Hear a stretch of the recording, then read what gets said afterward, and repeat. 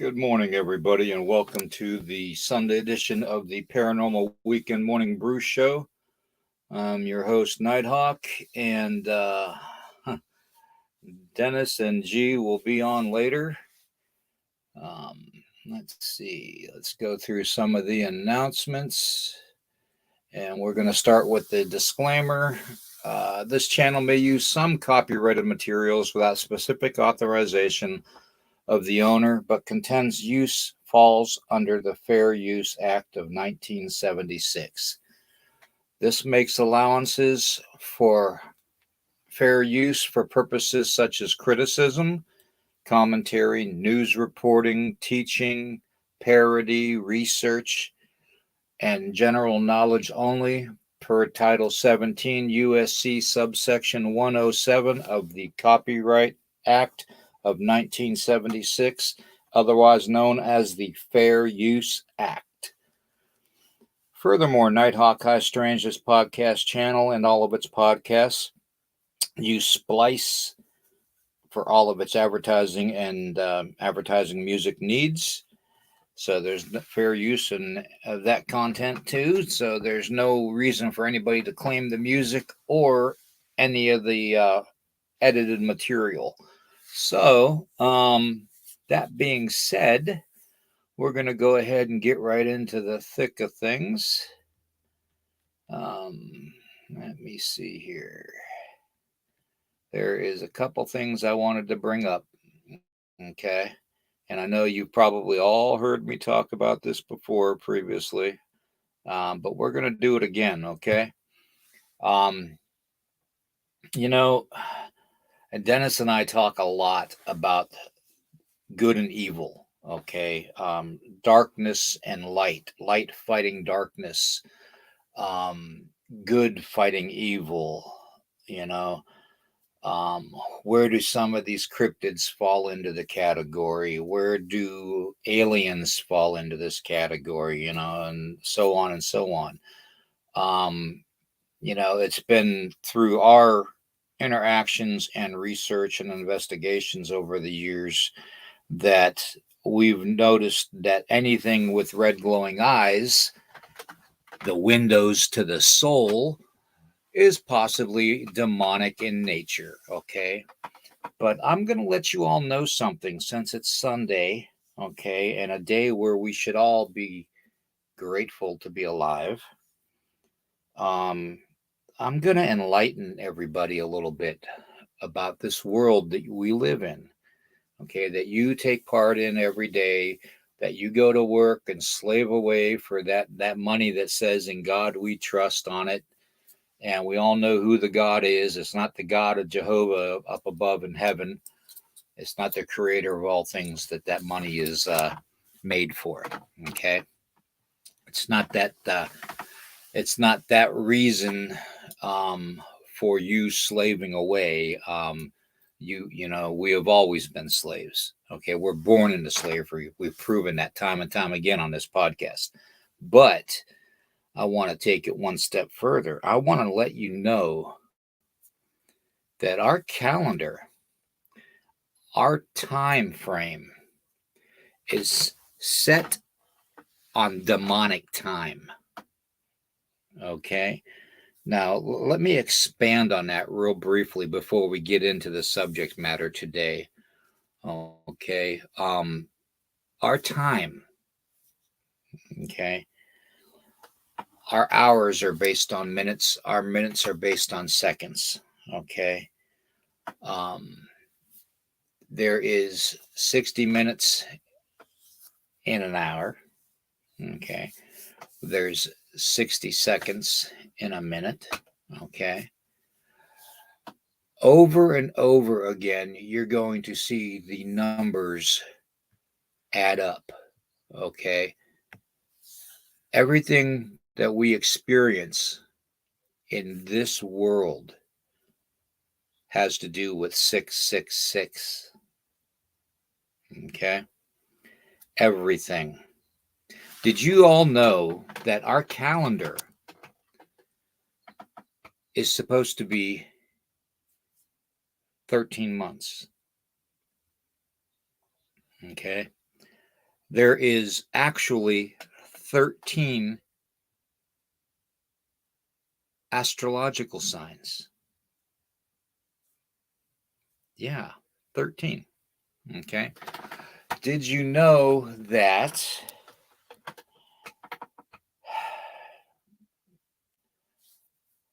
April, the month of April, which means 1, is supposed to be the first month of our calendar? Now, let me enlighten you on that, because spring, the first of spring, Christ is risen, okay, in April, okay? April is supposed to be the first month of our calendar, okay? Oct, what does oct mean? You all know it as October. October means 8. It's not meant to be the 10th month of the year. It's meant to be the 8th month of the year.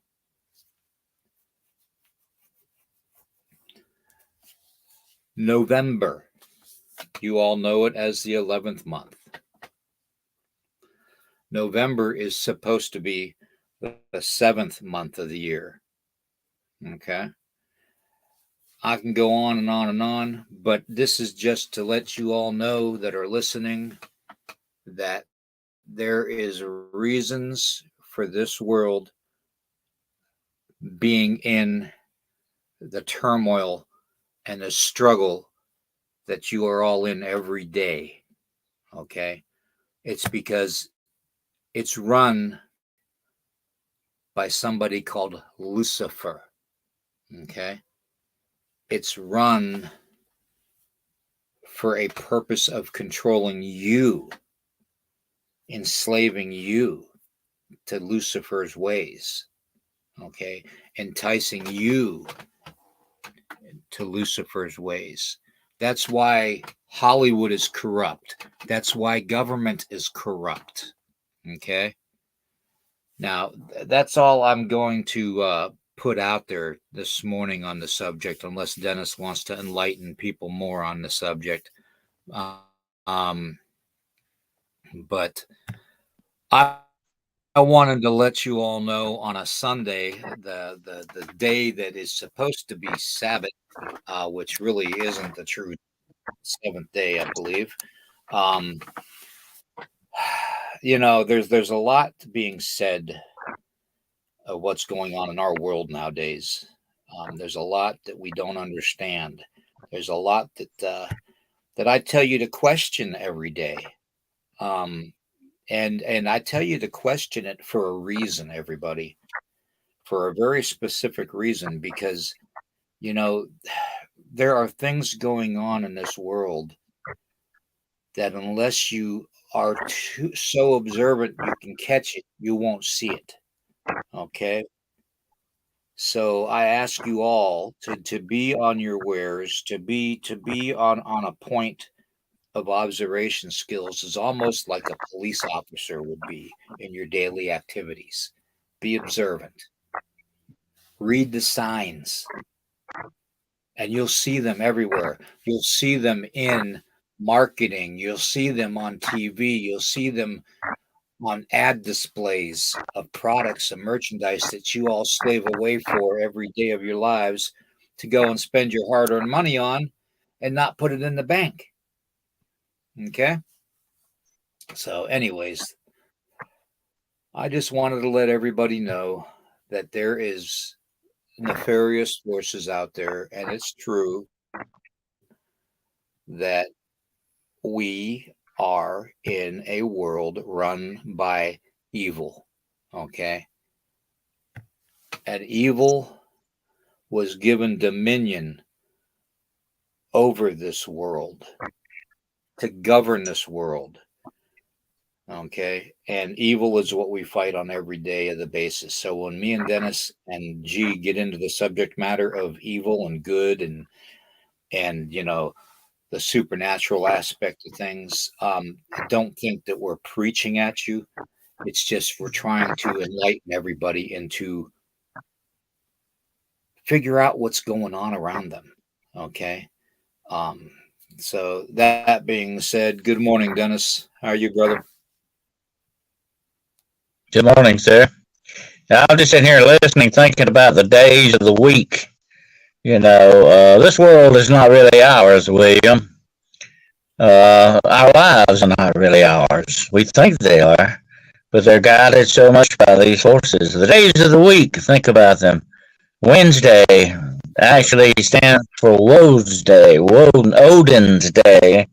Thursday is Thor's Day. Friday is Frida's Day. Saturday is the day for Saturn. Sunday is the day for the sun. It goes on and on. I was sitting here listening to what you're saying about, keeping our eyes open and observing things. We've got to remember that these things of the occult, the supernatural, they speak their own language, and their language is a language of symbols and signs, signals, as the old folks used to call them back years ago. And you know how interested I am in folklore, and a lot of this shows up in folklore. A lot of this is talked about, and like that number 6 you're talking about.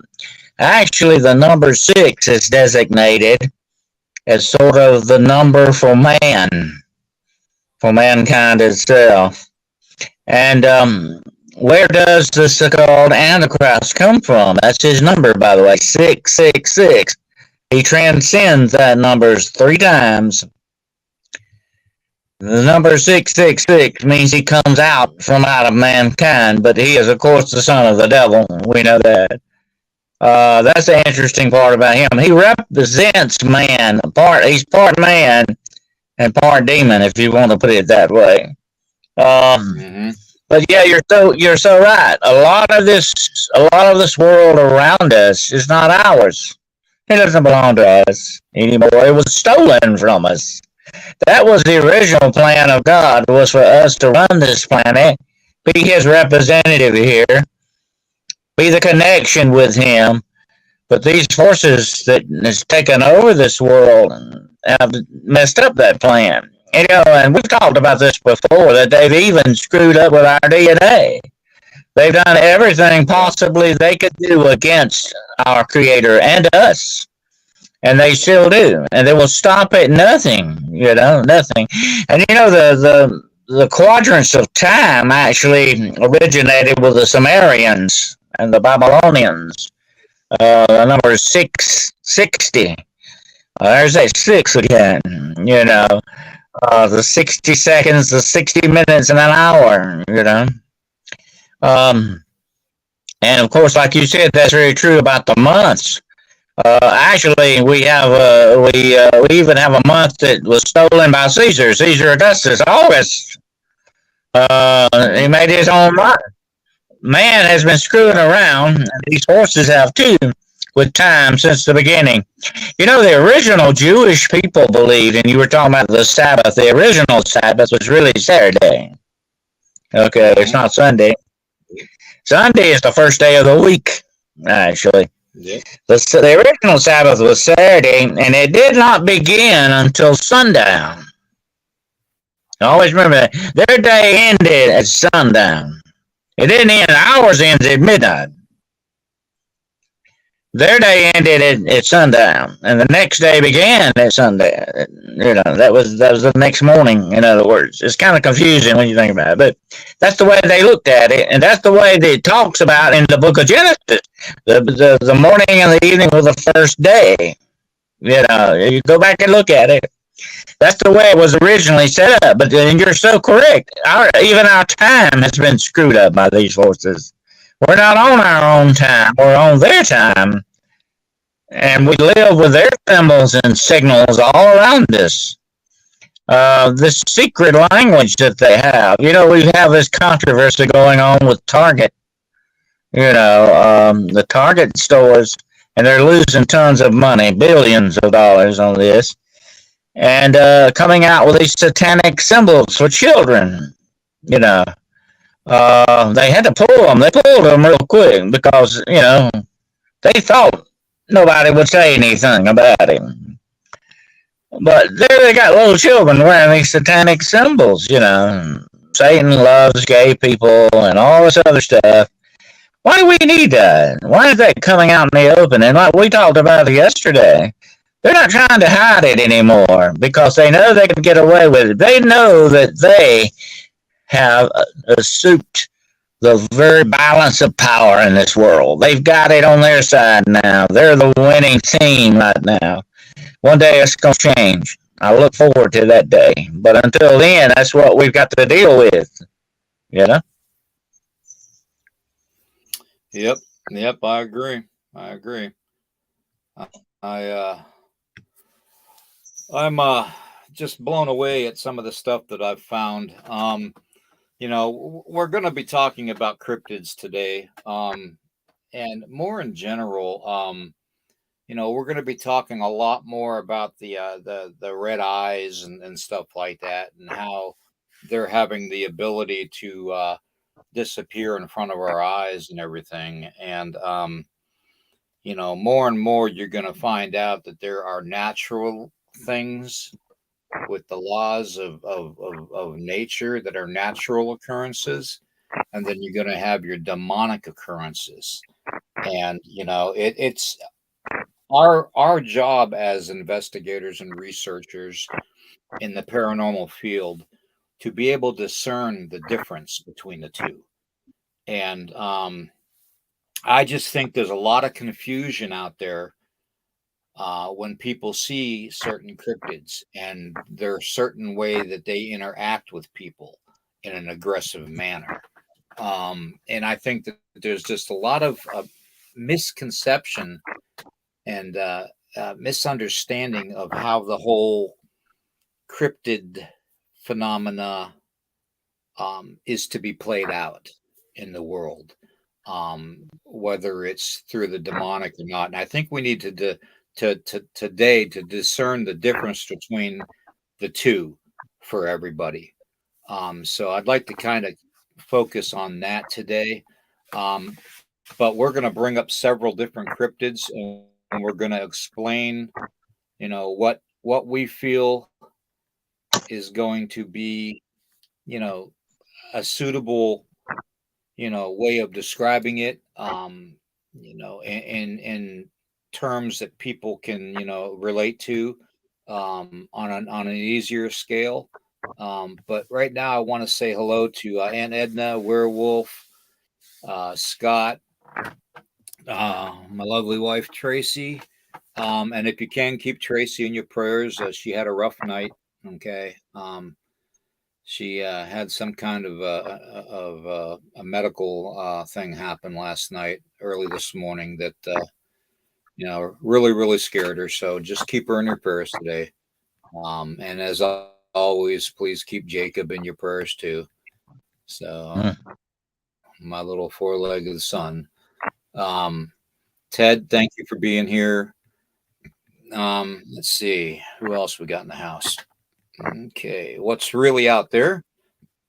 Okay. Roger Blair, good to see you. And Castor Polix had to punch in for work, so we'll probably be seeing them on their break later on. Well, William, I said that there is a supernatural element in cryptozoology, and we should not ignore that. There's something going on there, definitely of a supernatural nature, and to me, that tells a lot, about this world that we're living in. I'm a supernaturalist, that. I tag myself as that because I believe that there is such a side to this universe as the supernatural. It is very obvious if you study the science. But when it gets into areas like cryptozoology and certain other areas like that, you've got to really notice it very closely and understand it has an origin to it. Somewhere it started, and for some reason it started. Take the Dogman, for instance, okay? And it's a very interesting cryptid. I would love to interact with it sometime, usually from a distance, of course, not close up. But I see a lot of attributes of the dog man that's downright evil. And some people who have actually run into this thing have rebuked it using religious names, and it has left. That tells me something very interesting, you know. And what we've talked about so many times before, the red eyes. It's not just the red eyes. There are other things too that point to the demonic, and that's one of them. The demonic has an aversion to religious stuff because why? Why? It's not the name. It's not what you're saying.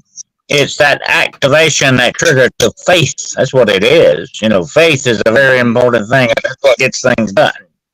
Um, and that's what triggers your belief system, whatever it may be. Once you trigger that, it puts that aura around you. It puts that shield of protection.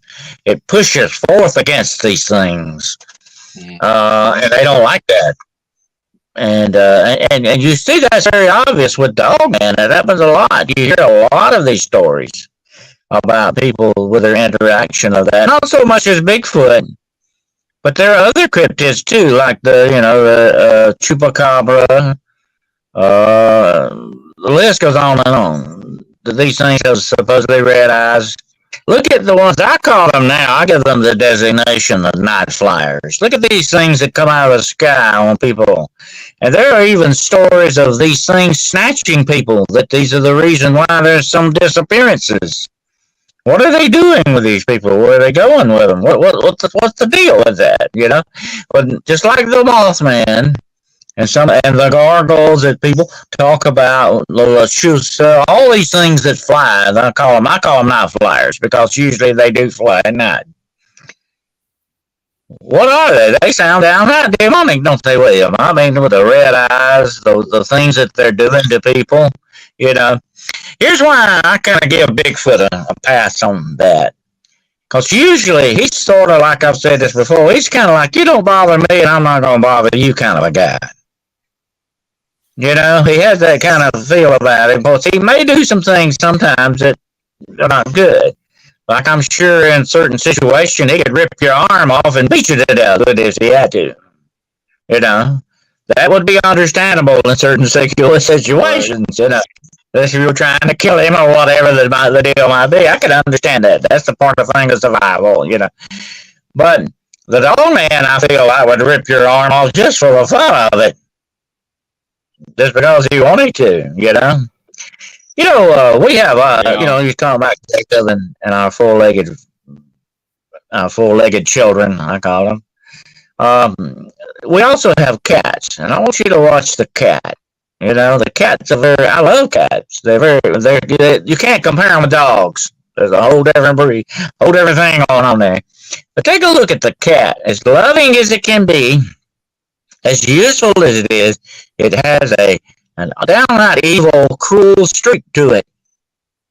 That's just its makeup, you know.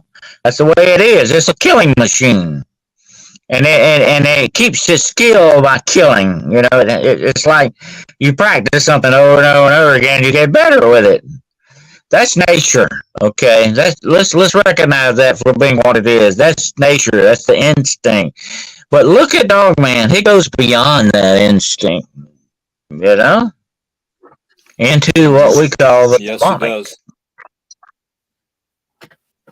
Yes, he does. And you know, there are several different types of dogmen too, per se, that has been brought up on.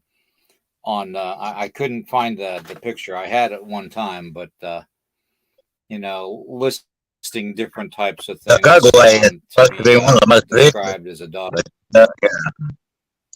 Yeah. But we have on our hands, when you typically see something acting aggressive. Okay, now take for instance this. You know, if you see something acting aggressive, you know, you're going to obviously think that it's something in nature that's causing it to be aggressive. But when you see something acting Mm-hmm. aggressive with the red glowing eyes, that's a whole nother baby. Okay, that's and I'm not throwing the baby out with the bathwater by making that statement either, because this is a whole nother monster here. Okay, this is a monster that most people haven't had an experience with, and most people probably never will, um, because unless you're asking for it, or if you're being to the point where you are susceptible to being influenced by the demonic, um, that's when you would see these type of creatures with the glowing eyes like this, the fiery orange to red glowing eyes, um, very, very, very demonic. Um, Mm-hmm. when they start coming at you from all angles, and there's more than just there's more than just that out there in the woods. There's more than just dog man that we have to worry about. There's other things too. Okay, there is Bigfoot. You got lizard man. You got Mothman, red glowing eyes. Um, you know, you've got people that claim to have seen Bat Squatch, Jersey Devil. I mean, and the list goes on and on and on and on. Um, and a lot of those instances, they always say that these things like Bat Squatch and Jersey Devil and Lizard Man, they have red glowing eyes, or orangish fiery red glowing eyes, like that of a campfire. So you know you have to be able to discern the difference between normal cryptid and supernatural cryptid, and I think that's where we're at right now. We have in our lives, if you ever go out into the wild, okay, into the wilderness, into the woods, the forest, the mountains, um, you want to go with an attitude of being one is respectful, be one as in grounded in what you do, because first off, natural wise, you never know what you're going to encounter. I mean, you could walk up upon a cottonmouth snake in a stream. You could walk up on a black bear, a grizzly, a moose. I mean, anything that could really, really damage you or kill you per se in the natural world. And then you put the supernatural element in with it too, with some of these cryptids. Um, because some of these entities, these dark entities, are going to be waiting for you to be alone, because they'll take advantage of that fact. Because when you're alone, whether it's in the dark or in daylight, you have a tendency to be more fearful when you're alone. Okay. Mm-hmm. And they feed on that fear, don't you think? Well, the interesting thing about it, as much as I detest demons, you have to respect them as an enemy. Okay, you have to give them that because they can be very deadly. And I've actually seen people that were demonically possessed. Their eyes would actually be red. They would start out dark and get so dark that, and in the center there's like a light. It begins to turn red. Like that's what you don't want to see. Okay, you don't want to encounter that because you know what forces you're dealing with. And a lot of these red eye things come from the hellhounds. The description of hellhounds who actually were sent by the devil or Satan, whatever name you want to give him, to get the wicked people and bring them into hell. That's what the actual job of the hellhounds was supposed to be. And their eyes, of course, are described as glowing red. Anything connected supposedly with hell has red eyes. Definitely, that's just the way that seems to go. And Right. the things you just mentioned, the lizard man. Mothman, all these other cryptids are always most often described with red eyes, glowing red eyes. So that tells you something about their nature, definitely, what you're dealing with. And you need to respect that, though, as you would respect a rattlesnake or a bear or a mountain lion. You better respect them, or you can end up on the bad end of this deal, you know? Um, you got to know what you're dealing with and how to handle it. And that's why the Bible has a very interesting passage, William, that always keeps coming to my mind. Test the spirits. That was a very vital warning there. Test the spiritual. In other words, test what kind of a spiritual thing you're coming up against here. Understand what it is, know what it is, and how to deal with it. That's what you got to learn if you dabble into the supernatural, if you're going to face it or if you're going to deal with it in that respect. And like I said before, there are some attributes of Sasquatch that are just downright supernatural too. You got that going on with it. The movement, like I say, what happened to me, I can only vouch for what happened to me. That night out in the forest, and he went behind that big oak tree and didn't come out on the other side. He didn't go down in a hole. He didn't go up the tree because I looked. Where in God's name did he go? Did he go in the tree? Was it some kind of a portal?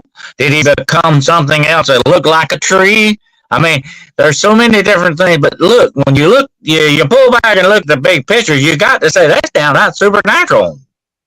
That's not what a natural picture would do. If you chased a mountain lion behind a tree, I wouldn't advise it, by the way, but if you did, he's usually going to come out on the other side if he doesn't come back on you. Or a bear would do the same thing. Well, what makes Sasquatch different here? You got to understand this. You're not dealing with an animal, like a raccoon or a possum or a wolverine. I wouldn't want to mess with one of them, by the way, either. You're not dealing with a natural animal here. Okay, we've got to understand that. That's why we call them cryptids. And we can't put some of these things in the cryptid category, like the werewolf, but we can the dire wolf. That photo that video I sent you of the supposed footage of a dire wolf. Look very much like one. The descriptions of what they're supposed to look like. And that's a desert Sasquatch. It's interesting. They're found in every terrain in the world, just about. I've been reading about John Keel, who was actually on the trail of the Yeti. And by the way, the Yeti, I tell everybody listening out there, you always think about it as being a white, abominable snowman. And he's really described many times as having brown hair, by the way. The reason that white thing got started is because they could be covered with snow. If it was snowing, and they would look like it's almost like natural camouflage. That's where they got started. Their natural color is like that one in the picture you saw just then. And that's what John Keel described. He actually almost came up on these things. They threw rocks at him, by the way. They played games with him. You need to read his book on it, Jadu, which is the Indian word for the Asian Indian word for magic. Jadu. It's a very interesting account. So these things are found all over the world, but they still have that attribute, and that's what John Keel talked about, how they just could so easily disappear so quickly. It's just downright supernatural. What else can you call it? Yeah, exactly. And I would even lump probably. We need to remember, though, there's natural glow from the eyes of like deer and stuff like that, with a yellow to a green color. That's natural. That's a natural type of a glow from an animal's eyes when they get light shined in it. But what we're talking about is the fiery red glowing eyes, and it's almost like self illuminating, like, really, really, bright. And we're talking about the orange that's like a fire orange, like their soul is on fire. Um, Mhm. you know, so many times I have been out in I've the seen, woods I've and seen a I lot have of been, animals show up, and I've seen a lot of animals' eyes show up in IR lights. I've dealt with IR lights a lot, infrared, and it'd be like little flashlights. You know, I've seen cats do that. They look like they got a pair of flashlights looking Mhm. at you. We're not just talking about a very faint glow here. We're talking about a very pronounced glow. Yeah, Uh, something more than normal, something that you would actually describe as being more than normal is what we're discussing, when it comes to these things. So if you see a human whose eyes are glowing like that, you're not looking at a human. Okay, right, it might look like a human, but it's not. You better understand that yep, humans don't do that. Now yep, we will have glowing red eyes in the camera, a picture on camera. Digital cameras take our pictures sometimes. We'll get the red eye thing, but what we're talking about here is that shining red. If you see somebody who looks like that, you better get out of there real quick because you're not dealing with a human being. yep. I think it Let was me go to who the was comments here and see what everybody's saying. uh, I think it was it wasn't Tolkien. It was another writer. C.S. Lewis wrote that said if you encounter something that looks human and is not human, or once was human is not human anymore, said you keep your hand on your axe just in case. And that's what I advise you to if you run into something like that. Another interesting thing about what's one we have here in South Carolina about Lizard Man, he's described as those red glowing eyes. And that's not prevalent in lizards. You don't see that with lizards. They're usually dark black eyes. Snakes, things like that. Their eyes are darker, but they're not red. They don't glow red usually. Yeah. There may be some Well, species they do, but I've never noticed it. Usually on them reptilians do not have red glowing eyes. If you run into some type of reptile with that, you better look twice at it too, because there's something else going on with that. You know? yeah, and that's something too. Every time I've seen gators in the water and stuff, and I've shined spotlight on them, um, you know, or have seen people shine spotlights on them. I always see it as a bright yellow, or even an illuminating, like a green, like a lime green in color, um, almost like a fluorescent green. Bright So yellow. yeah, if you see red eyes, I mean that's probably a genetic. It's either a genetic mutation or it is something other than what it's supposed to be. Um, you That's know, like those coyotes we talked about being found in California with blue eyes. There's right? something, Yeah, somebody's screwing around with something here, you know?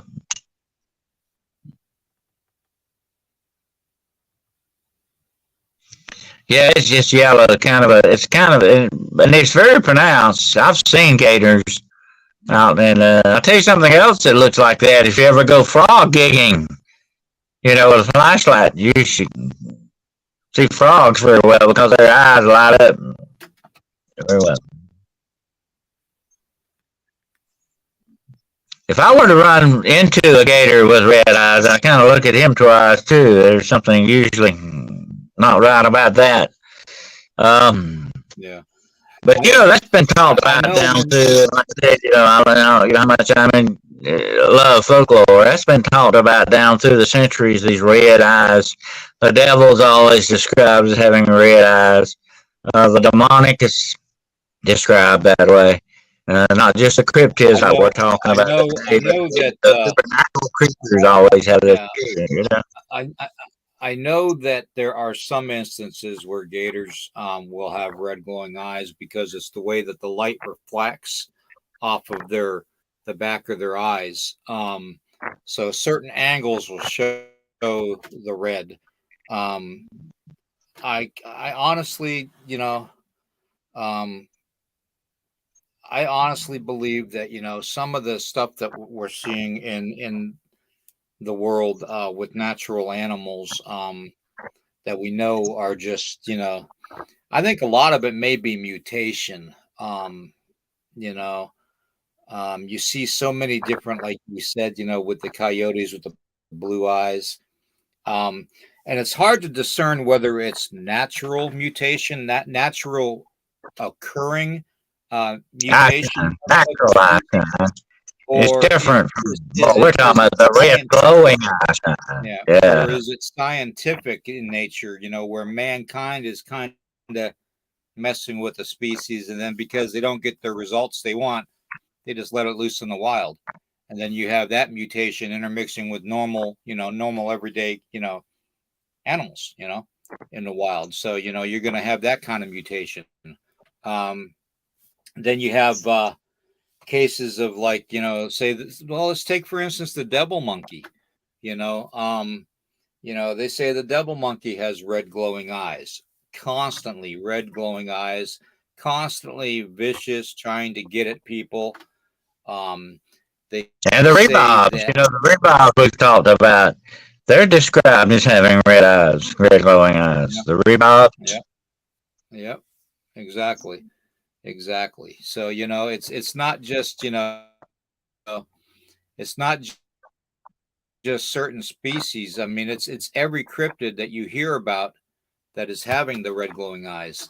And as you brought up earlier with, them going behind a tree and disappearing,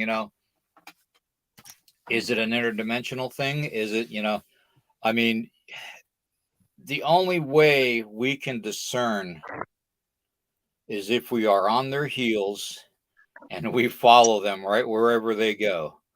Um, and the odds on that happening are going to be very, very slim. You're not going to find any camera technology that's probably going to pick up anything along that lines too. If it's interdimensional, if it's a portal or whatnot. Um, Sometimes you can get lucky, but you have to have the camera locate in a you have to know a specific location where they're disappearing at over and over again, and have that camera locked on to that specific area. So, you know, it's amazing to me. I've seen portals. I know you've seen portals. I've videotaped portals. I've taken pictures of portals. Um, so we know they exist. We know that they can occur naturally. We know that they can occur because, you have places like CERN that's opening them up, and other small scientific organizations opening them up. We know that there are probably over a dozen CERN locations around the world that most people don't know about, that are working at opening portals. So, I mean, there's always a chance that that they're working in conjunction with the supernatural evil that's out there.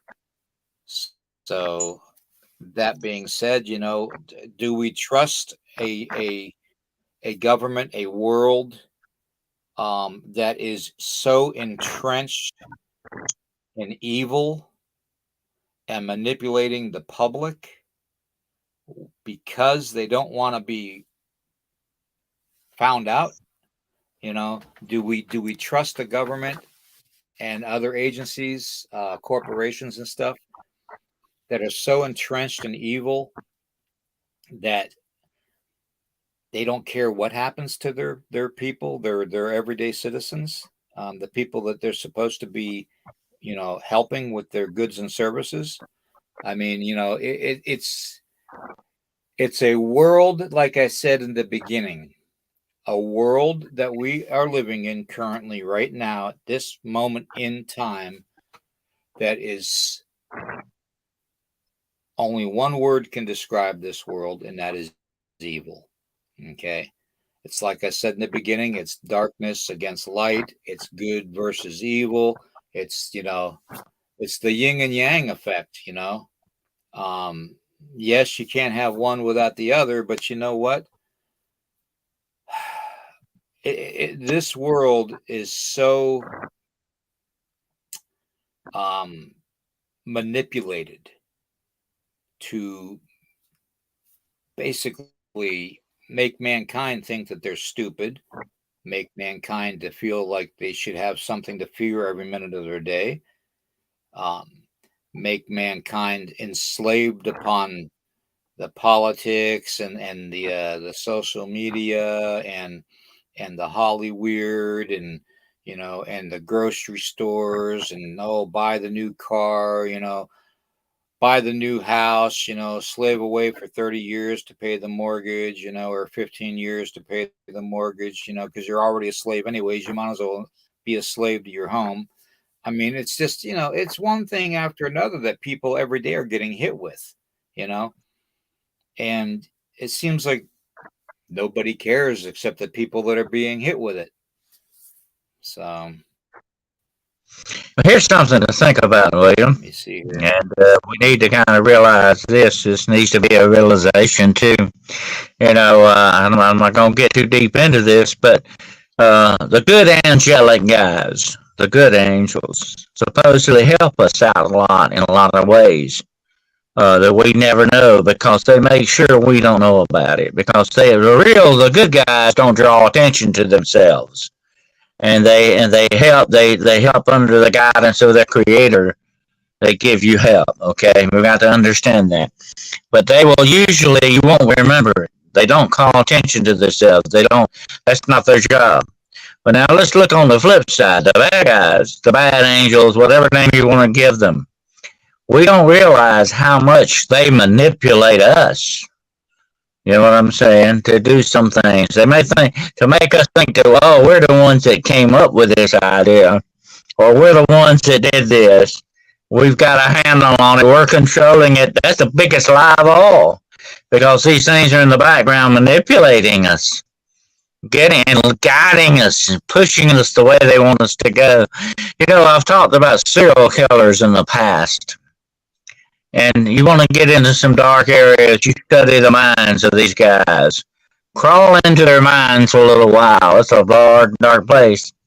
But I said, if you go deep enough, you find that there's something else there, not just human evil.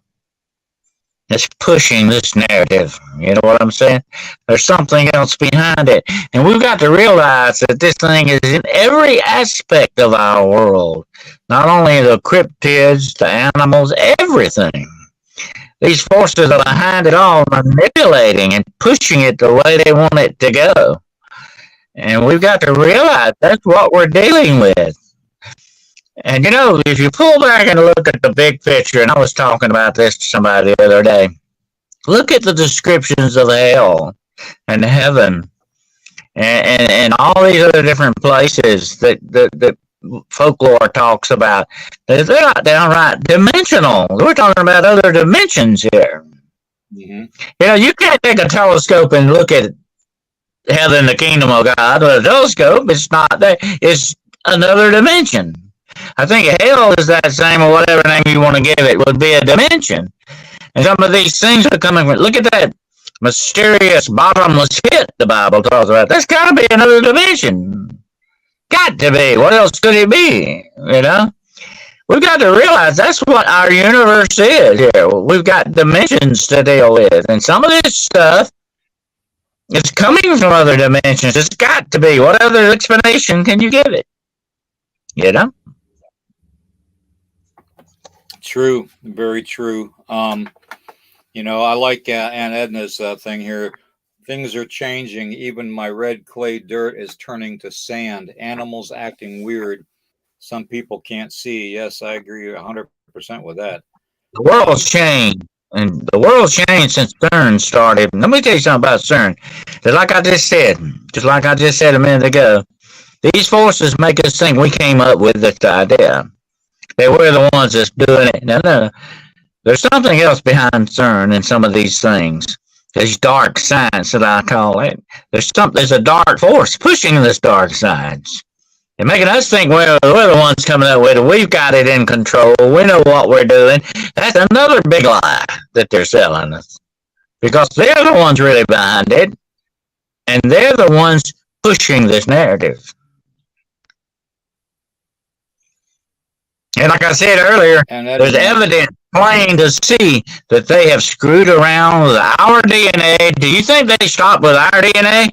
They screw around with the DNA of animals as well. And that may be where a lot of these cryptids have come from. Like I said, the Nephilim that we talked about a minute ago. It wasn't just humans they were dealing with. They were also dealing with God's creation. That's everything, okay? They stole it. They manipulated it. They're changing it, just like if you, and like I said this before, this invading army, this invading force, it's not only changing this world, they're taking this world and making it their own. They're changing the very atmosphere, the very elements around us to suit their selves, not us. And one day they're going to say, hey, you know, these guys are just in the way. We're going to eliminate them permanently for good. That's us, by the way. That's the guys that they will eliminate. That's what they want. Because they have stolen this world. And nothing's going to ever be right in this world. Just like she said about the animals. Nothing is acting right anymore. Nothing's going to be right anymore. Because of the curse that is on this world. Yeah, you see the animals walking in circles too, and you know, I remember the first video I saw of that. It was a bunch of turkeys walking around a dead cat in the middle of a road, and they were just walking. The turkeys were just walking around. That was the first one I saw, like a couple years ago, of that happening. So it's been happening for a little bit of time now. Apparently. Now you see like videos all the time of horses walking in circles, cows, sheep, goats, you name it, it makes you wonder. So, how do we, and then there wants to know, but how do we deal with it, with all the evil that's going on in the world? Well, you watch nature for signs, William. Nature tells you a lot. And I've been out in the woods tracking a lot and all that, and I've learned from nature. It teaches us stuff if we'll only allow it to. Nature around us teaches us stuff. The birds that scare because there's something out there. The list goes on and on and on. All the things that nature can teach us if we're open to it. And we need to pay attention to what nature is saying around us right now. And things are not right. Things are turning out different. Just like we've talked about these cattle mutilations. Isn't it strange that even the predators and animals will not touch these carcasses? They know there's something unnatural going on here. They're telling us that. Right. Love cat. No, I don't think you saw something demonic in an alligator. I think you just saw something that was mutated, basically, or the light reflected a different way off of their eyes. Because every now and then you can see, like when we take photographs of our dogs and our cats, like we said in the beginning, you'll see red glowing eyes when you take photographs. Sometimes, lights and cameras act that way too. So, especially if you're taking pictures of alligators, you'll see red. It's just something weird with the photo process within the camera that makes them show like they're red. So, and some lights will do that too. I noticed that there's a difference between ultraviolet lighting, infrared too. IR lighting will do it too. If you're using IR, you will more than likely see red eyes. So just, it doesn't mean it's demonic, okay, in an alligator. If an alligator is demonic, you'll know it. Trust me, it's going to come and try to eat you. So we'll just leave it at that. But like we said earlier, there is a difference in like regular eye shine and what we're talking about, the glowing red eyes. You know, there's a it's almost like you're looking at the fires of hell in the eyes of these things. It's not a regular eye shine that we're talking about. But under certain, like William said, under certain properties of light, things change. Just like I said, I've dealt with infrared a lot. You see, infrared is not the same as a regular light, although it has properties like that. Things appear different under infrared, you know, than they do in other types of light. Violet lights, different types of lights, you have different attributes on that. But what we're basically talking about when we're talking about the red eyes, we're talking about the glowing. I mean, they're really glowing red eyes. They don't look right. You will see like a fire there. That's what it is, basically. Like you're looking at the fires of hell or whatever you want to call it. It's not natural. It's not a natural eye shine. Yep. And it's like the glow flows after, like say it's turning its head, you'll see like the flow coming out Mm-hmm. of the eyes and the color of the eye, the red, if it's turning away from you. So I mean, Well, I sit in the room with a demon as close as I am to this desk here I'm right at right now. That's pretty close. And it had red glowing eyes. Okay, I mean I could see the eyes. Now they wasn't like flashlights, but they were there and they were red. You know, and it was an unnatural red. It wasn't a natural looking thing. I mean that's what I saw with my own eyes. I had a witness too who saw the same thing. So don't just take my word for it. I could bring him on here right now, and he would tell you the same thing he saw. We both saw at the same time. And that was very real, and that's what you're encountering with this stuff, you know. And that's what we're talking about here. Uh, there may be some animals. There may be some animals in nature. I'm not that big of a naturalist. I'm not been deep into biology. There may be some animals who have a naturally occurring red eye shine. But like I say, you're going to see a difference in that, definitely.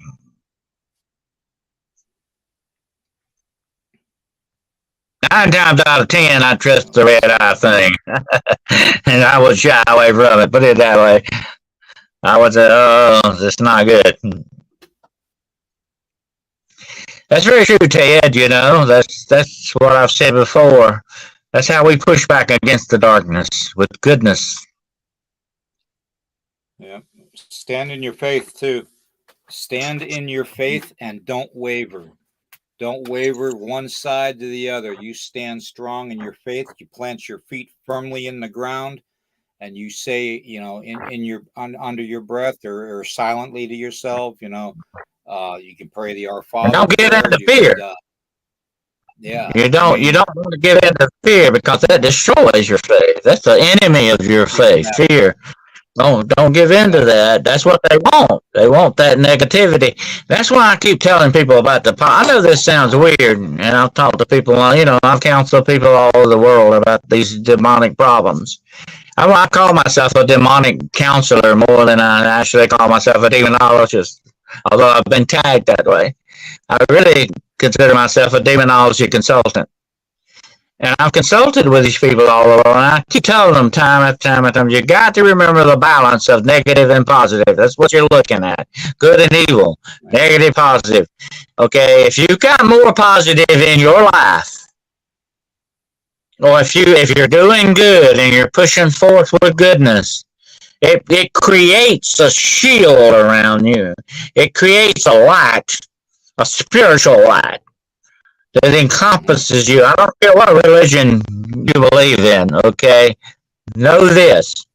That goodness in you creates that light that pushes back against the darkness. What the Bible says. The light shines in the darkness, and the darkness has not overcome it. All right. It's very important that we remember that.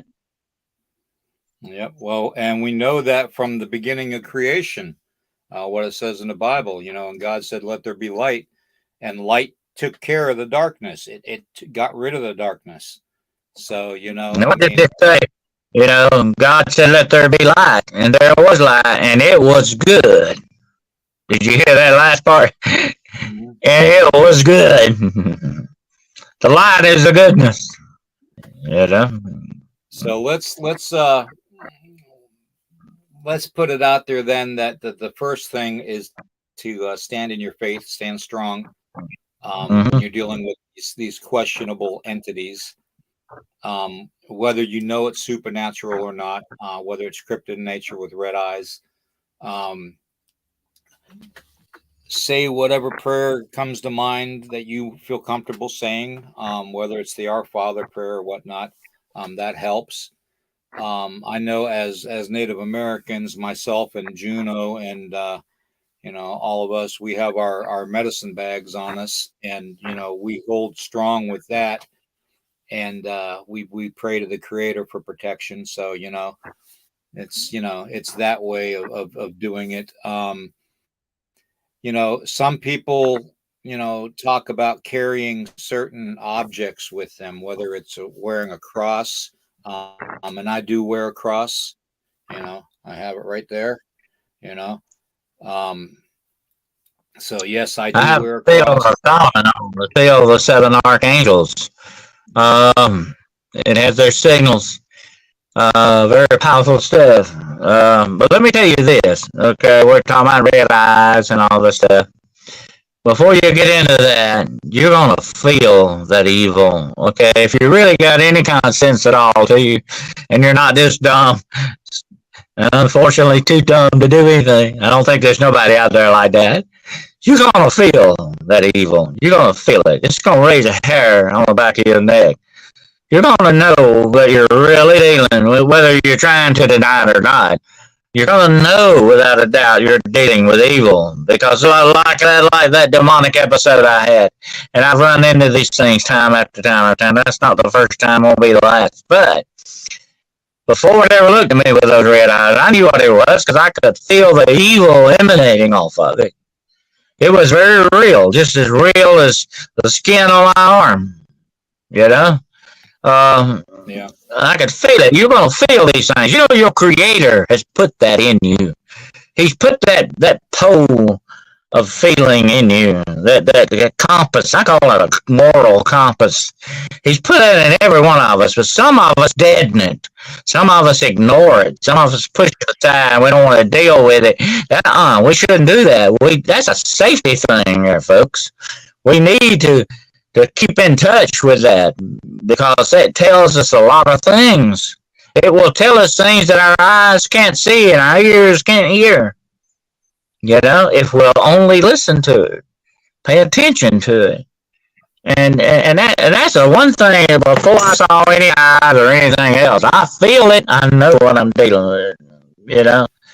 I'm gonna tell you something. I think, and this is just my own personal thing here, William, and I'm gonna share this with everybody out there. I feel that my Creator, long ago in my beginning of my life, gave me a gift.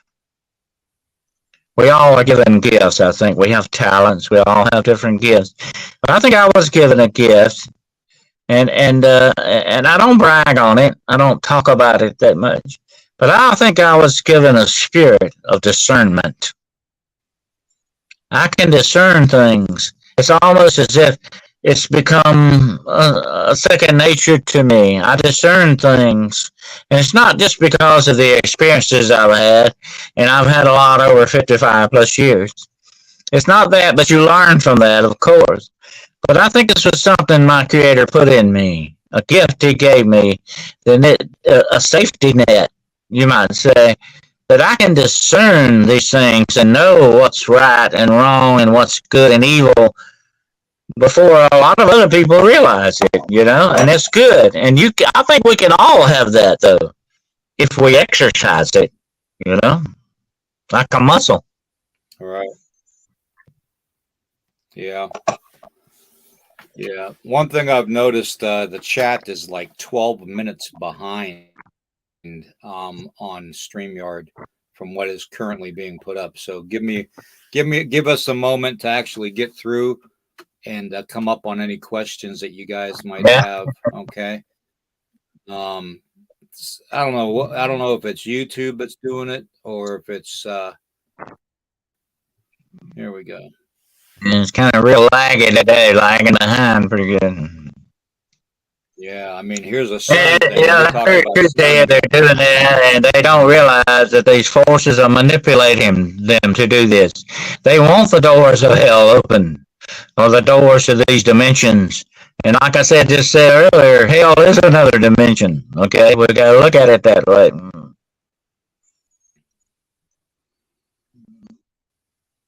Uh, that doesn't surprise me.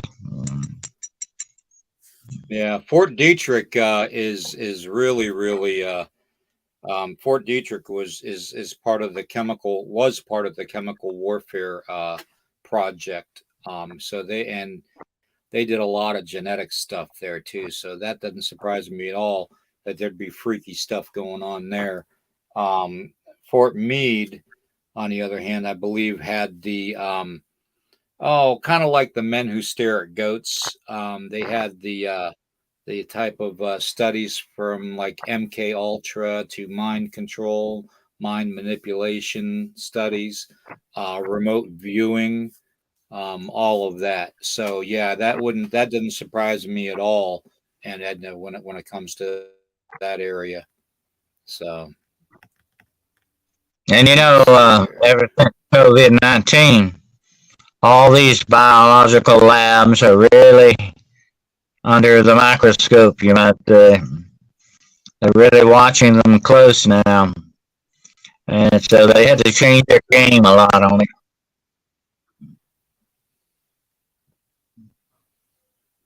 Well, the That is animals know. true. Animals know. That's what I say. They teach us stuff. If we only pay attention to them. Like I've said so many times, I took my dog Zach. He was laying in here a minute ago. I used to take him investigating these places with me. I mean, I trusted what he told me. Okay, over any scientific instrument, I did. I want to tell you what. This Google Earth and stuff, it blow your mind. Some of this stuff, and there are certain areas in the world that are blacked out on Google Earth you can't see for a reason. And you ought to go down the list on that. You want to do some interesting research, and we ought to do a show on that one day. There are certain areas that you can't, you won't see on Google Earth, and there's a reason.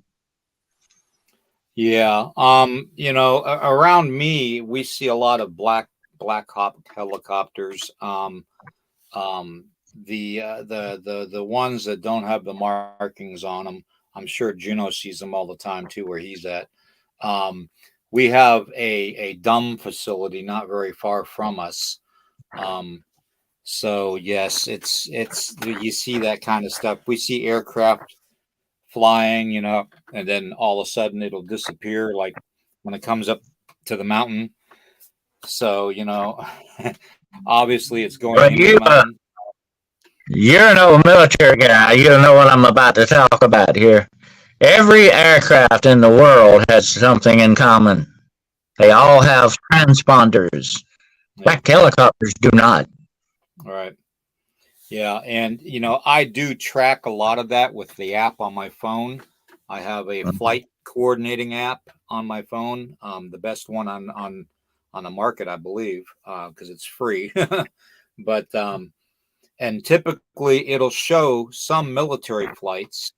It'll show like DHL, UPS, regular passenger flights, stuff like that, private flights. Um, but always in the one direction, the east-west direction that we see these certain helicopters and certain airplanes going in periodically, and I check the location on the app, and it won't even show it. It won't even show that it's there. Yeah, So, well, we talked and about that airplane you saw going over your house. right, Those and have cameras on that's them, what I was yeah, that's what I was going to get into too, because they're talking. Scott's bringing up lidar being used. Well, the only reason our military would be using lidar would be to see just who has bunkers and stuff on their property, or to see if there's large hordes of weapons located somewhere, whether it's firearms, whether it's bigger weapons, to see where you would store All chemicals. all operatives, William, all government operatives have burner phones. You know what that means? Right. Their Yeah. phone to throw away. You can't trace them with a, and here's a good thing. I'm gonna caution people this: if you ever find a phone laying somewhere in the trash, it might be a good idea to leave it there, okay? Because it was thrown away for a reason. Okay, you might want to leave that alone. Yep. But yeah, there's all kinds of stuff going on that they're not disclosing with that, but that'd be the only reason I would think that they do the LiDAR. Let's see. Yes, they poison our food and that's been going on for a long time. What we started with at the beginning of this program. They've screwed around with our time. Don't think they're not screwing around with our food too. They're doing it with our water and our food and the very air we breathe. They've really screwed this world up. Yep. They're blotting out the sun with their chemtrails. I mean, they're just, they're adding chemicals to the air with flights from the chemtrails. Chemicals that cause cancer, barium, and stuff like that they're dropping. It's not just, a silver alkaloid that causes rain clouds that they're dropping anymore. It's chemicals that literally cause cancer or mutations to humans or animals. So, which could be the reason we see so many mutated animals anymore. So here's something else I'll tell everybody listening today. We're talking about the bad guys a lot today, the demonic, whatever name you want to give it, whatever tag you want to put on it. But let's think about the good guys that are out there too. They're on our side and they're helping us. Well, we don't know what they don't, like I said before, they don't call attention to themselves. That's not what they're about. They're not ego guys. The demonic is very ego-driven, by the way. We'll talk about that some other time. But the good guys are out there working, okay? Don't think they're not. And they're doing good stuff. And here's the number one thing. We need to be on their side. We need to help them every chance we get. Yeah. We're right here, too. We're the good guys, too. So don't forget this. I was doing this, but I kept on thinking, G's not with us, so I got to go like this now. Yep. But we need to help them every chance that we can. And when we do that by doing the good stuff, the good deeds, that's how we help the good guys, And that's what we got to remember. And if we've got them on our side, and I don't want to be doom and gloom, but we got them on our side. There is a force of good in this world, definitely. And it's a very, very valiant force. And it's doing some very good and important stuff. We don't ever see it as much as we see the bad stuff, though. That's the problem. And Ed, I don't call you a witch. You're not a witch. So you're just what I would call she's a naturalist. I call you a naturalist. I don't call you a witch. You're a naturalist. There's a big difference. Okay, let me tell you something about witches. Okay, a lot of people think witchcraft is a religion. No. Witchcraft is a craft. It's a profession. Okay, it can be used good or bad, just like you can do with any profession. But naturalists always got tagged as witches because they knew the natural remedies, the natural way to do things. Those are my favorite kind of people. If I were sick back in the old days, especially, I'd have went to sort out. Like I said this before, I would go to a Native American shaman or somebody. I mean, you might get more help that way than going to some of those stupid doctors that did nothing but open a vein and let you bleed. That was stupid. I never really went to the naturalist. Our executive producer's telling us that we need to invest in Yeah, a LiDAR jammer. I think it's one of those. Definitely. Absolutely. uh, But unfortunately, a lot of people got tagged as being witches, dark, evil witches, just because they knew natural remedies and all that. That was very wrong. I agree with that 100%. yeah. Yeah, that's true, Ted. Yep.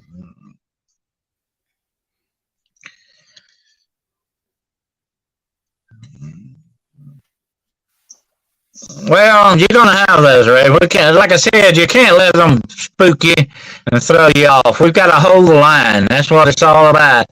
We get on there, we hold that line, we show up and hold the line. Okay, that's all we can do. That's what we're required to do, and that's what we need to do. And we support each other that way. We hold the line against these things. You're always going to have that happen. You know what I've said before on many programs we've done before? The devil goes to church every Sunday. Don't think he doesn't.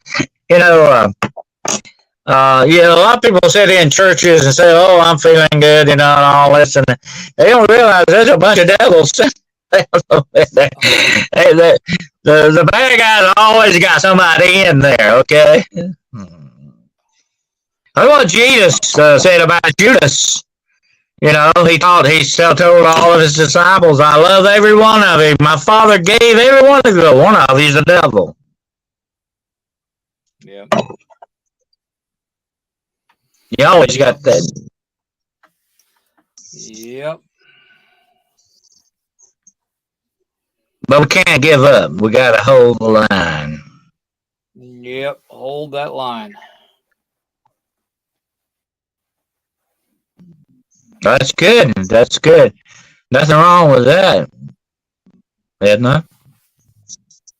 Heck, I do that all the time too. With prayer and Nothing wrong with that. visualization, manifestation. Well, now I've given you the title, Raven Creek Farm. You're a naturalist. Okay.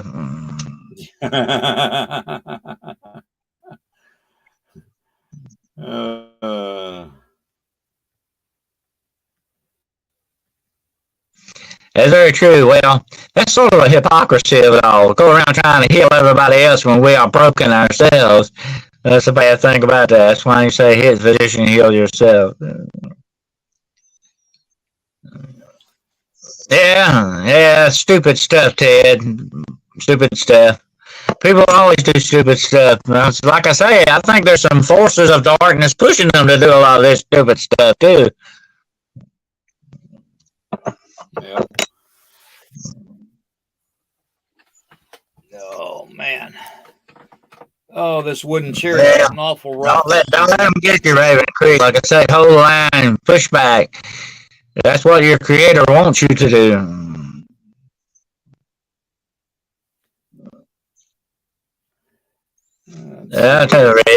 I'm trying to catch up. Mm-hmm. I'm trying to catch up with the chat. So that's very true. I gave it all this stuff. Look at the willow bark. That's aspirin. That's just one example. The Egyptians knew about that. Okay, we're caught up with the chat. I think we're current right now. Well, you do what you got to do, right? If that's what you feel like you need to do it.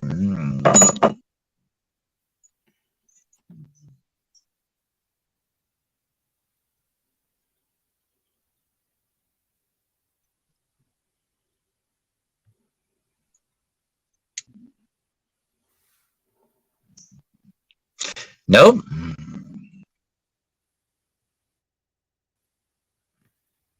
A witch, by the way, is a female sorceress. If you're not casting spells, you're not a witch. Okay, that's just what that goes. There you go. A naturalist. Just. Where's the badge, honorably?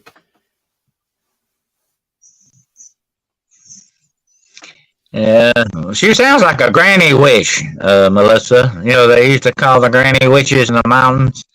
They just gave them that tag. They really were naturalists too. They were home folks remedies, home folk Yeah, remedies and stuff. and and and and and you got to remember too, though. I mean, my my mom's side of the family's from like the Cherokee area of West Virginia and North Carolina, um, and Logan County, West Virginia, to be exact. And anyways, to make a long story short, there's granny witches all over the area down there, and you got to understand, a lot of those older grandmother type uh, women lived alone. Okay, they lived a hard life. They had to literally, learn how to do things without having to go to the store and buy it. So, if I could have listened to or had more time with my grandmother and learned some of those ways before she passed when I was 3 years old, um, you know, I would have cherished it, because there's so much we could learn from them, through herbs and through certain plants and roots to eat to survive, healing. I mean, you name it, certain things to ward off evil. I mean, this is what they did. They had to do it to survive, you know. And superstition back in the days of our great grandmothers and our grandmothers was a lot more prominent than it is today. So, Well, that's where superstition comes in. A lot of superstition are based on stuff like that.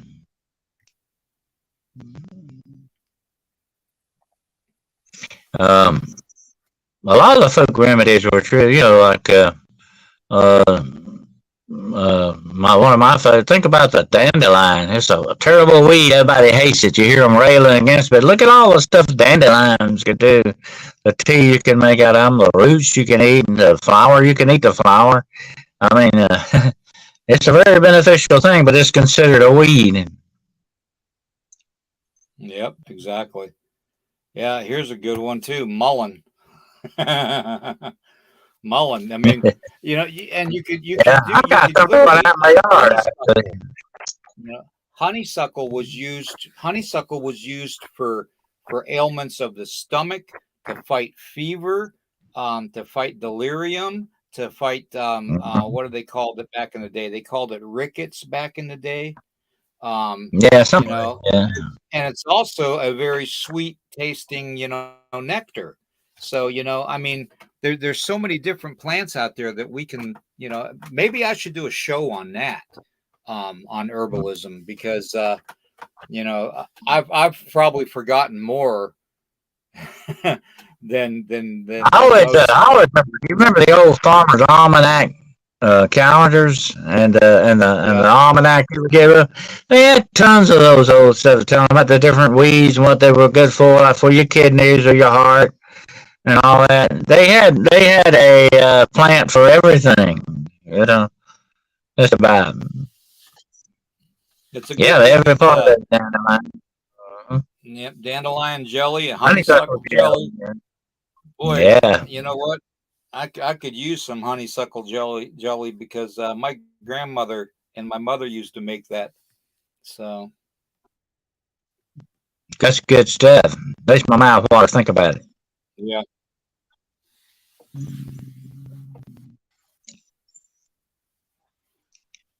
Man, demons are then converted into guardians. But you don't want to deal with the demonic because they are inherently evil. Hook up with the good guys. You know where they stand. The demonic, you can never trust yep. them. I've actually had people, William, come to me. I had a girl come to me one time and said, my father sold his soul to the devil and he dedicated me to Satan. And I embraced it. A demon was my best friend and all that. That girl's no longer with us. She committed suicide. They weren't her friends. Okay, they never will be your friends. They are your worst Uh, enemies, and they want your destruction. That's just the way that goes. Trying to get comfortable in this wooden chair, and I think I'd rather be sitting on my buffalo skull right now. You need a lazy boy in there. We ought to put you in a lazy boy. Yeah. Yeah, and no, seriously, this is a wooden chair. I mean, just Lord, yeah. that is uncomfortable looking. Let's get this man some cushion here. It's not fun. It's not fun. Anyways, God, that was my back, not the chair. The creaking and cracking. I have padding in my chair, but it doesn't feel like it's there. I don't know. I was gonna say this. There was a tribe of people that used to be able to live to be 190 years old. And they went, the missionaries went there, and they were astonished to actually see, there was a family of 5 that came to the missionary doctor for a checkup. And the missionary doctor's like, well, he looks like your grandfather. He must be in his 80s. And the one young man goes, no, he is my great great great grandfather, and he's 197 years old.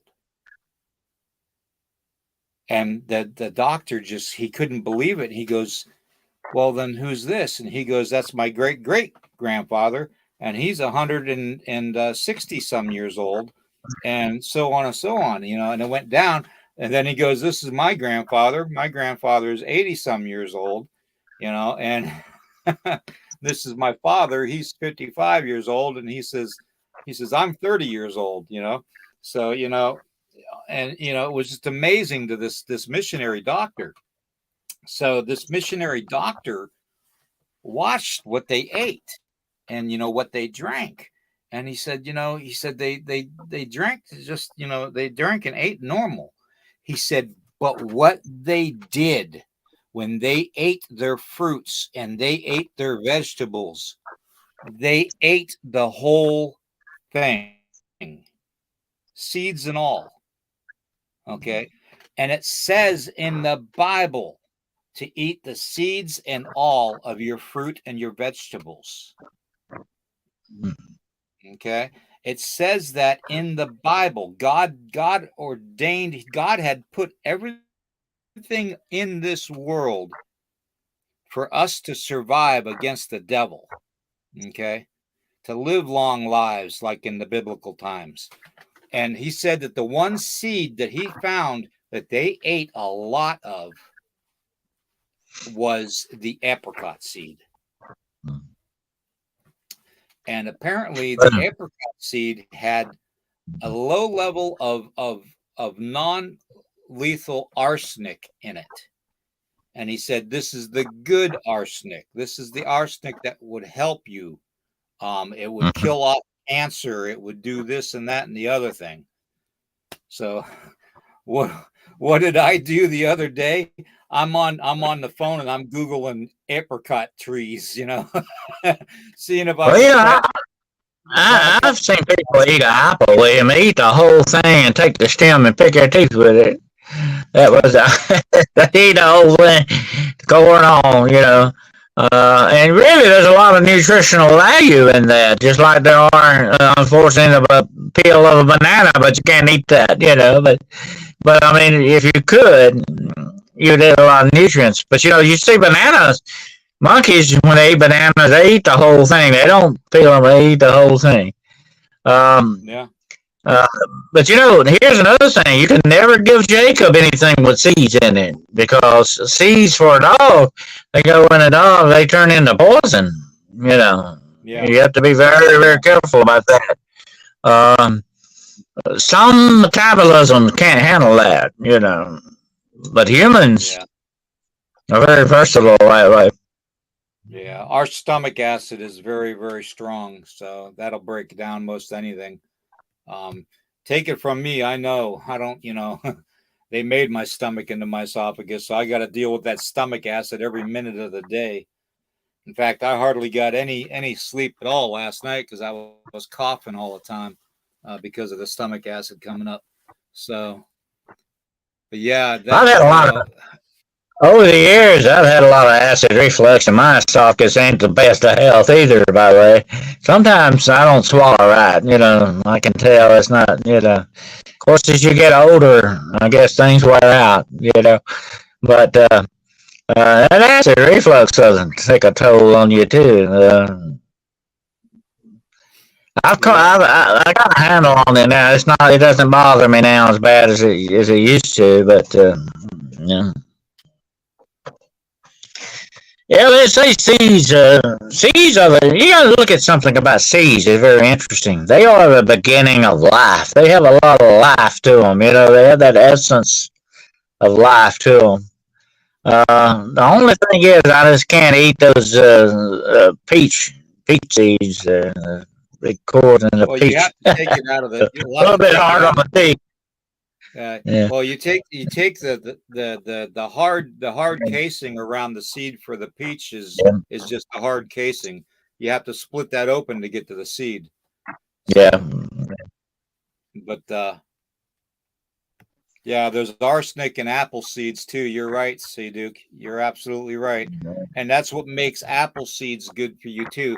The type of it's not the type of arsenic that we would take and use Kill to put in stuff with somebody's drink to naturally kill occurring them. art.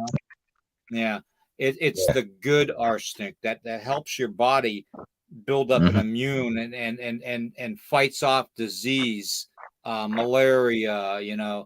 Um, all kinds of like typhoid, you know, all kinds of different diseases, cancer, that kind of stuff. Anything that is contagious from person to person. These seeds will actually help. So if you eat apple seeds every day, you're good to go. And that's why in the days when they used to say you eat an apple a day keeps the doctor away, it's not just the apple, it's the entire apple. Okay, seeds and all, keep the doctor away. You have to remember these are sayings that our great grandparents and our grandfathers and grandmothers used to say over and over again to us for a reason. Okay, Yep. for a reason. So, Mm-hmm. But people back in the old days, the olden times, they didn't waste anything. They eat just like you're talking about. Those people eat everything. I mean, that was it. You didn't waste anything. Everything you got was hard to come by. You didn't waste it. yep, yep. Yeah, I think it goes up to McDonald's. There won't soon be any people at McDonald's. It'll all be AI. It's gonna be robots. McDonald's is gonna go dark.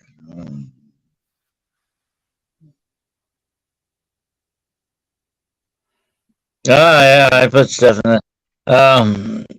When I used to work at the hospital, I worked had an area that was right up under the morgue, and once in a while the doggone pipes would leak, and that doggone stuff that formaldehyde, that stuff was awful. That was got to be some of the most worst cancer-causing stuff in existence. And they would go down and say, "You got to clean this up." And I said, not me. Call the hazmat team in on this. Well, Yeah. Granny Smith apples are good. Yeah. They make great pies too. Yep. Yeah. And I'm telling you, as long as you don't eat a bushel of apples, you're safe. So yeah, Mm-hmm. it's the good arsenic. You don't have to worry about the amount of arsenic in apple seeds. It'll be just enough if Not the you eat an apple man-made a day. arsenic, but the naturally occurring arsenic. All right. Eat an apple a day keeps the doctor away. I'm telling you. We got to start remembering these old proverbs that our ancestors used to say to us because it kept them safe and alive. So They don't work, William. They don't work, really. I eat apples and the doctors still show up.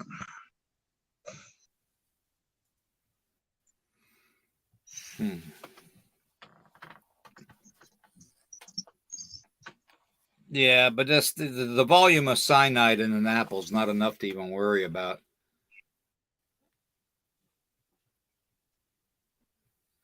Let's see here. Yeah, an apple a day is not gonna hurt you. Now you don't sit around and eat out of a bushel. It would not be good for you to eat anything a bushel of it. We got to remember the number one rule of life is moderation in all things. That won't get you in trouble. Moderation will always help you out. Don't get it. It won't get you in trouble. Uh, yeah, I got to laugh about that a little bit because the one thing that comes to mind is uh, when I was before I got cancer, I could eat, I mean I could eat and eat and eat, not even, but I got pretty big, I was like 309 pounds. And I used to say when I if I didn't eat when I sat around the house, I mean I sat around the house, so that's how big I was. So yeah, it's something. Moderation is definitely the key, and it even says that. I think Jesus says that in the Bible, and the moderation. Everything in moderation. Yep, and here Love Cat just backed me up on that. Hey, Camo Dad's in the house. Good to see you. Let's see here. Well, that's what the Bible teaches: self-control. Self-control is a very, very important thing, and it is a gift that your Creator gives you. And if you exercise self-control, it helps you in every area of your life, not just food. I mean, everything. It's a very important attribute. That's another gift of the spirit, self-control. Unfortunately, we don't live in a society of self-control anymore. Yeah, yeah, and that's the thing. We need to remember those old sayings because it's like I don't know if you ever saw the movie uh, the Da Vinci Code with Tom Hanks and all that. But in that, the young lady in there was told something over and over again to repeat and to memorize, and a lot of times that is what that is done for. That our grandparents did that so many times for, you know. I mean, I still remember the old dump diddy dump diddy dump diddy diddy diddy dump, that my dad used to do with me as a baby on his knee, you know. So, you know, there's all kinds of little things in the that they said back then that we should have remembered. And like I said, the apple a day keeps the doctor away. Eat the seeds and all. That's what it's there for.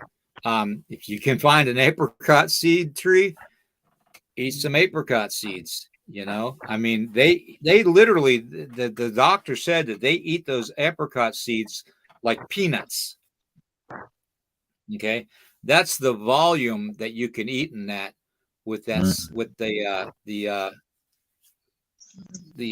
chemicals in it. Okay, they eat it like peanuts over there. So um, it was until recently, with modern day immunizations getting fed into these indigenous people overseas in Africa, um, where they stopped living that long. Okay, so immunizations, you're supposed to think, well, you know what? It's supposed to help people, right? No, immunizations are are not meant to help people. It's not a cure. Okay, it doesn't cure you from anything being immunized. Okay, what it does is it sets your body up for a natural immune system process, from getting diseases like the you know malaria or other things, cholera, you know just all kinds of different ones out there. that have been, vaccinized over the military. Camo Dad can tell you this himself. When you're in the military, what do? First thing they do is vaccinate you after they cut your hair. Okay.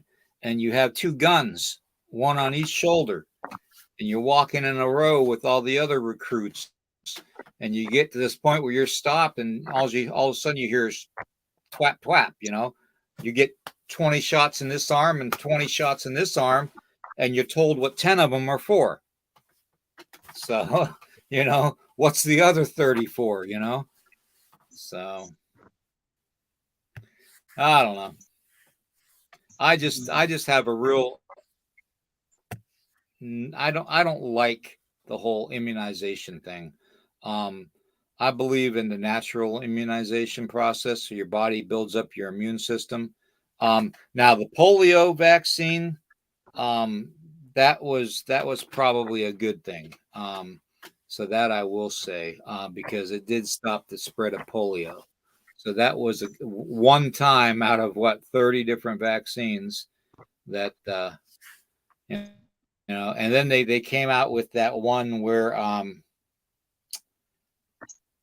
that one that they wanted your children to get when they turned 12 or 13, pre-adolescence, to stop cervical cancers.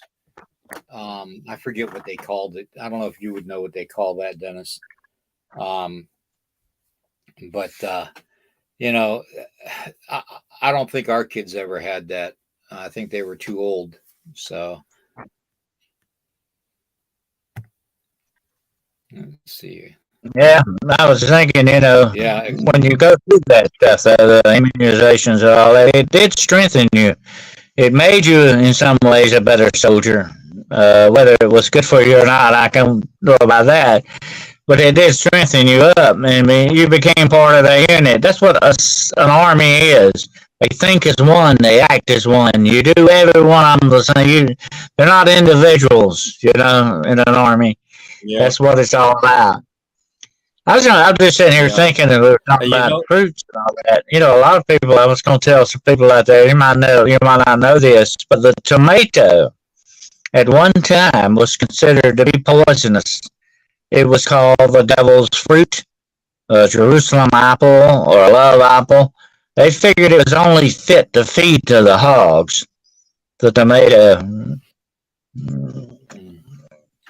Yeah, but now we can't. Shot. Yeah. Human papillomavirus. You're right. Yeah. Yep. Yep. Human papillomavirus. Yep. And Camo Dad, you're absolutely right too. I gotta admit, getting those shots in the military, I don't know what it was, what kind of mixtures they were. I know one of them was for malaria. I do know that. But they used to give you that little book with all of them in it. You never keep track of that book. That book's probably been buried and built the building over top of it where I dropped it last.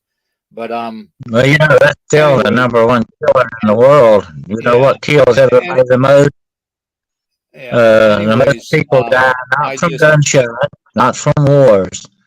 They die from mosquito bites. Yeah. And but even going through all that I went through with the cancers and stuff, with the 30 days of radiation and all that, and the chemo and the IVs and being having all these radiation drugs and stuff put in my system, to do the CT scans, and all that, I still think that those shots that I got in the military fended off a lot of my susceptibility to getting the C virus that came out, if you know what I mean. I don't want to say the word because I'll get censored, but I think the shots that we got in the military actually helped, because I didn't get it. And I hadn't had a poke since then either. So,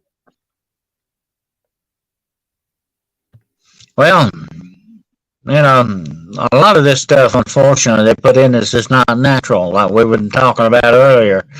These are man-made things, and they're never going to do you right. They're never going to do you good. Even radiation, to a certain extent, it has its drawbacks too. Although it's a life-saving thing in some ways, it can be detrimental in other ways. Nothing that man makes will ever be perfect. It will always have side effects or bad outcomes to it. It's like my mother used to say, that pill that doctor gives you, you take it and swallow it. They don't know what it's going to do to you, no more than you do. They really don't. They think it might help you. They might help some certain condition you have, but what might help some people could kill somebody else. They don't really know. It's Right. guesswork. That's what medicine's all about. It's nothing but fancy guesswork. They don't know that when they give you a radiation treatment, what it's going to really do to you. They don't know. As you ever hear doctors say, well, we'll give you this, William, and see how it goes with you. They don't know. They don't know what it's going to do to you. Now, believe me, I've been around medicine all my life. I worked 30 years at a hospital, okay? I know it's nothing but a business. That's what it's all about. It's a business, just like any other business. That's all it's about. It happens to deal with people's health, though. That's the bad thing about it. And a lot of these guys, I'm going to tell you what, I've seen doctors that really should give up the profession and become butchers. Yeah. They don't really need to be doctors. I run into that. And let me tell you this. I used to tell people, do not ever schedule an operation for the afternoon. Do it in the morning, because by afternoon, most of them have had a little bit too much to drink. Morning is the best time. Yeah, I'm serious. You're dealing with human beings. Doctors put their pants on one leg at a time, just like you and I do. They know a little bit more because they've read a lot of books. And they've watched other doctors do stuff. That's how they intern. They will go watch other doctors do stuff and learn. But you can't, like you said, you had doctors tell you you're not going to be here in 6 months. And you're still here. Yeah. I take it with a big box of salt. Not a grain of salt, but a big box of salt. Because they don't know everything. They don't know everything. Only your creator knows everything. They don't. Definitely not. Exactly. Yep. I think that's a good place to leave this. It's been 2 hours and my back is killing me on this wooden chair. Practice. Hopefully it makes perfect, but it doesn't really usually. That's another thing, Ted. Perfect. And William and I talked about this before. They're not going to cure you when they can make a lot more money off of treating you. That's a big difference. Definitely. A disclaimer too, though. We don't endorse not listening to your doctors. Okay. We don't. And do you think, William, that you ever going to ever hear a doctor? We don't claim to know any cures or anything to not listen to your doctors. So, just saying. Are you never going to ever hear a doctor put his arm around you and say, now, William, don't come back to see me no more? You'll never hear that. Because you're a dollar bill. Okay? That's what you are. Back in the day when doctors used to come to your home and come there with one thing in mind, and that was to cure you from what kept you at home being ill. Okay. And those were doctors. Okay. Those were the days doctors were doctors. So, and what do you find on a reservation? There's probably some cures out there, but we'll never hear about it because there's more money in the treatment. Look at diabetes. They're not trying to cure diabetes. They make a whole lot more money treating it. That's one disease right there. Yeah, even tribal medicine men will travel to your home to cure you. Okay. Mm-hmm. So, And here's another thing. Here's another thing. I'm a diabetic, okay? You want to know what real discrimination is? Become a diabetic. I have gone to insurance companies and say, try to get hospital insurance. And they say, oh, you're diabetic. So, yes, well, there's the door over there. That's it. We're not going to fool with you. I mean, you're discriminated against. And I didn't ask to have that disease. I did not want it. I did not live a lifestyle that brought it on. It just happened. But they blame you for it. Yeah. And they discriminate against you. Yeah. Try to get life insurance being a cancer patient. Oh yeah, same thing with cancer. People that have had cancer, they discriminate against them. Yeah. That's not right. That's not right, but that's the way that goes. Ball bounces. Yes, sir. Yeah. And then people wonder why people struggle that have cancer and stuff, I'm still, I'm still battling medical bills and stuff. Medical bills have literally ruined my credit. So I can't even take a $10 loan out, basically. So my credit's good for crap, because of cancer, and, it's not my fault I got Good. cancer, It's not my fault that I got it. It's not my fault that I have other things going on with me physically because of it. Okay. But you're penalized for it. You're penalized for it. They penalize you for it. Yeah. And here's another thing. They know that for the rest of your life, they're going to make money off of that. Yeah. That's what it's all about, too. The pharmaceutical companies alone, when they treat a cancer patient, you're talking, I wouldn't even be able to it would probably be an annual salary for just 1 month's prescriptions, paying flat out cash. Okay. So for a cancer patient. So, when And people, you talk about the chains of slavery, William. I'll tell you another name for slavery: insurance companies. yeah, They're slaves to them. Yeah. So, anyways, I just, I want to let everybody know in chat. I appreciate y'all being there. You're all family. Thank you very much. Camo Dad and Edna, Tracy, Melissa, Raven Creek Charms, Steven, Love Cat, Werewolf, Ted, all of you guys. I think Nick, yeah, Pyromedic, Ray, thank you for being here. Ardana 555, thank you for being here, and sorry if I mutilated that. Let's see who else. I'm trying to find all the names, so bear with me, everybody. Okay. Danielle Diva, thank you for being here. Love Cat.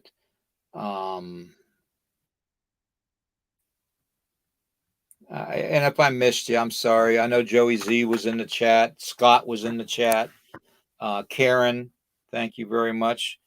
Our I always tease Karen. I always call her our executive producer because she's such a blessing. I mean, Karen, Karen has a heart of gold. And let me tell you something about her. And she's probably going to kill me for it. But you know what? I've already stared death in the face several times, so I'm not worried about it. Okay. Karen is a blessing. Karen and Steven and everybody out there, you guys are phenomenal. I want you all to know that when I put my medical GoFundMe up and stuff, that it's not put up there because I'm trying to scam people for money. It's not that at all. I have medical bills I need to pay. I have prescriptions I need to pay for. I have car issues. Oh my God. Now the truck is not starting even after all the work. So it's like I can't, it's like the devil is just throwing rocks and boulders in front of me and causing all kinds of turmoil because I'm speaking out against it, and I don't want you guys to ever think that I don't need it, because honestly, I wouldn't be able to survive without you guys. Okay. My family wouldn't be able to survive without you guys. Okay. Jacob wouldn't, um, uh, G and everybody came through. And, Lene, came through for dog food and for Jacob. God bless you guys that, we couldn't find it here. Jacob's medical problems are, he had a cyst on his jaw, a big one, and we had to take him to a specialist up in Virginia, and had it opened up and had scraped out his bone from the cyst and tested it for cancer, and it wasn't cancer, thank God. But his jawbone grew around the cyst, so he's got a very, very weak spot in his jawbone to where he can only eat a certain type of food. You have to have very soft food. And Yeah. And that's why we couldn't find the soft food around here. And I put out an emergency call, and G and Lene and everybody came through for Jacob, and I appreciate that so much. And I want you all to know, Karen and Stephen and everybody. Stephen just sent a bunch of coffee and stuff and teas, and the picture of he sent me a picture, and I always talk about the Lion of Judah. I love that. I love that whole perspective of just saying that, the Lion of Judah. I mean, those words have so much meaning and power to me. And he sent me this gorgeous picture, like I don't know, probably like a portrait size picture of Jesus with the lion and the lion's mane, all that, and it was really, really I beautiful. love lions. It's one of my favorite animals.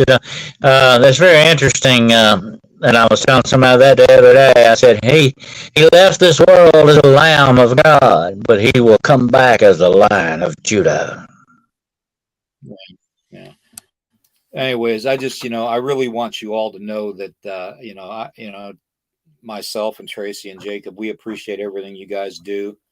Much love and respect to you guys. You guys are family.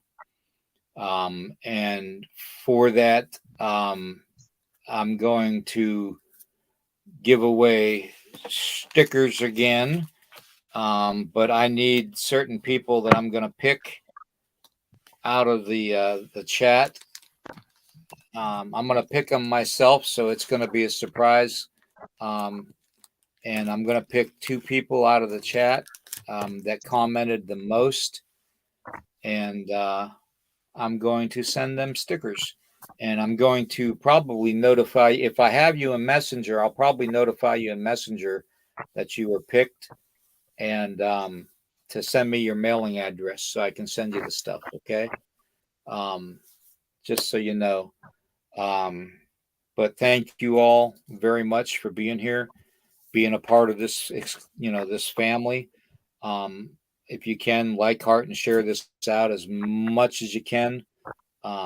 Subscribe, to the YouTube channel, and Midwest Night Watchers channel.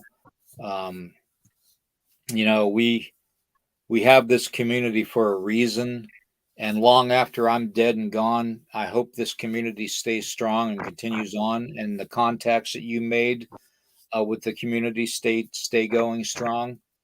So, because you all are family, and even if I'm not around, or Dennis isn't around, you have to remember that as family, you've got to stick together. Okay. Just because I'm gone, or somebody else is gone, you need to stick together. Okay. You do. And you're all family. So, thank you. God bless each and every one of you. And, Dennis, you want to end this with a prayer, please?